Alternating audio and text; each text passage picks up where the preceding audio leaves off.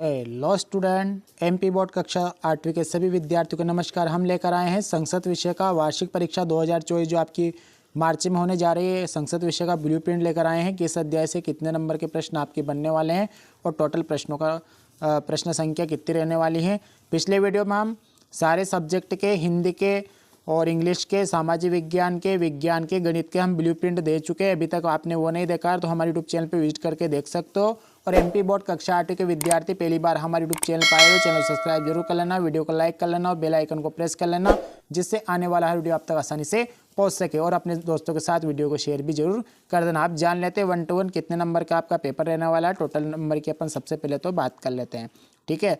सबसे पहले अपन बात करते हैं आपके टोटल प्रश्न कितने बनेंगे। टोटल प्रश्न आएंगे आपके 26। कितने प्रश्न आएंगे? 26 और 60 नंबर का आपका पेपर रहेगा। वार्षिक पेपर कितने नंबर का आने वाला है?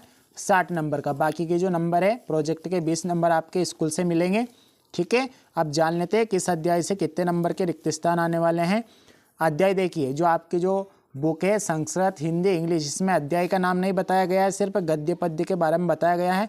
बाकी जो विषय है गणित, सामाजिक और विज्ञान, उसमें पूरी डिटेल बताई गई है कि इस अध्याय से 1 नंबर का रिक्त स्थान आएगा, 2 नंबर का प्रश्न आएगा। बट जो आपकी भाषा लैंग्वेज होती है, ये तीसरी भाषा है, तृतीय भाषा संस्कृत, ठीक है। जो लैंग्वेज वाले पेपर होते हैं इसमें आपको, अब देखिए, अब जान लेते हैं अपन 1 by 1। सबसे पहले देखिए बहुविकल्पी मतलब आपका प्रश्न नंबर पहला, दूसरा, तीसरा, चौथा, 5वां रहेगा सही विकल्प, ठीक है।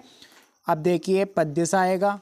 आपकी संस्कृत में 2 होते हैं, पद्यांश और गद्यांश। पद्यांश से 1 नंबर का प्रश्न रहेगा आपका सही विकल्प का, गद्यांश से 1 नंबर का।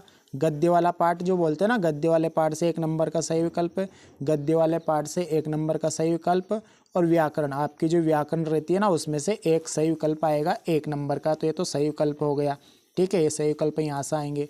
अब रिक्त स्थान की बात कर लेते हैं। पेपर में प्रश्न नंबर 6 रहेगा आपका रिक्त स्थान, 7वां, 8वां, 9वां, 10वां, ठीक है। ये रिक्त स्थान रहने वाले 5 नंबर के तो सही विकल्प आएंगे और 5 नंबर के रिक्त स्थान। पद्य से 1 नंबर का रिक्त स्थान बनेगा, गद्य से 1 नंबर का रिक्त स्थान, गद्य वाले पार्ट से 1 नंबर का रिक्त स्थान, गद्य वाले पार्ट से 1 नंबर का रिक्त स्थान और व्याकरण से 1 नंबर का रिक्त स्थान। मतलब जो संस्कृत की व्याकरण होती है ना, उससे 1 नंबर का रिक्त स्थान आपका बनने वाला है। अगला जो आपका प्रश्न नंबर 11 रहेगा, ठीक है। आगे बात कर लेते हैं। प्रश्न नंबर 11 रहेगा आपका पद्य से। प्रश्न की संख्या देखिए, थोड़ा सा ऊपर चलते हैं। ये जो दे रखी है ये प्रश्न की संख्या है, ये अंक है, ठीक है। चलिए आगे बढ़ते हैं। कहाँ पे थे अपन? 11वें वाले अति लघु उत्तरी 2-2 नंबर वाले प्रश्न। 11वां प्रश्न रहेगा, 1 प्रश्न रहेगा, 2 नंबर का कहाँ से रहेगा? है पद्य वाले पार्ट में से रहेगा। 12वां प्रश्न रहेगा आपका गद्य वाले पार्ट से, 1 प्रश्न रहेगा 2 नंबर का। और 13वां वाला प्रश्न रहेगा गद्य वाले पार्ट से, 1 प्रश्न बनेगा 2 नंबर का, ये 2 नंबर का, ठीक है। और 14वां प्रश्न रहेगा गद्य वाले पार्ट से, प्रश्न नंबर 1 ही प्रश्न आएगा यहाँ से 2 नंबर का। 15वां प्रश्न रहेगा व्याकरण से। 15वां प्रश्न कहाँ से बनेगा आपका? पेपर में सेम टू सेम ऐसे आने वाले हैं प्रश्न, ठीक है। ये 1 प्रश्न बनेगा यहाँ से कितने नंबर का? 2 नंबर का। अब जो 16वां प्रश्न रहेगा आपकी सूक्ति सुभाषित, है ना, सुभाषित से आपका प्रश्न बनेगा 1, कितने नंबर का? 2 नंबर का प्रश्न बनेगा। ये तो अति लघु उत्तरी हो गए 2-2 नंबर वाले। अब 3-3 नंबर वाले जान लेते हैं, ठीक है। 17वां प्रश्न रहेगा गद्य वाले पार्ट से बनेगा 3 नंबर का। 18वां प्रश्न है गद्य वाले पार्ट से बनेगा 3 नंबर का। 19वां प्रश्न गद्यांश वाले पार्ट से बनेगा 3 नंबर का, ठीक है। 20वां प्रश्न संख्या आधारित रहेगा 3 नंबर का। और 21वां प्रश्न रहेगा आपके व्याकरण, व्याकरण से 3 नंबर का प्रश्न बनेगा, कुछ भी पूछ सकते हैं, संधि समास, है ना। 22वां प्रश्न रहेगा आपका श्लोक लेखन। आपको श्लोक लिखना रहेगा, जो उस प्रश्न पत्र में जो श्लोक नहीं आया ना, उसके अलावा दूसरा श्लोक आपको लिखना पड़ेगा, 3 नंबर का आएगा। उसके बाद 23वां प्रश्न रहेगा पठित गद्य आधारित। आपको गद्य पढ़ना है, 5 नंबर का आएगा। वहीं से आपको उत्तर छाट के लिखने वाले आएंगे 5 नंबर के, ठीक है। एक गद्य देगा, उसमें से वो आपके नीचे प्रश्न बना देंगे, वहीं से आपको छाट के लिखना है, ठीक है। उसके बाद है पठित पद्य आधारित, ये 5 नंबर का आपका आएगा, ठीक है। और आपका जो 25वां प्रश्न है पत्र लेखन, 5 नंबर का पत्र लेखन आएगा। निबंध, है ना, निबंध आपका निबंध क्या, सॉरी, अवकाश, है ना। पत्र लेखन में क्या आती है? अवकाश, 5 नंबर की, ठीक है। उसके बाद आपका लास्ट प्रश्न रहेगा आपका 26वां। पेपर में ऐसे कैसे आएंगे। 26वां प्रश्न रहेगा निबंध। आपको निबंध लिखना है, ठीक है।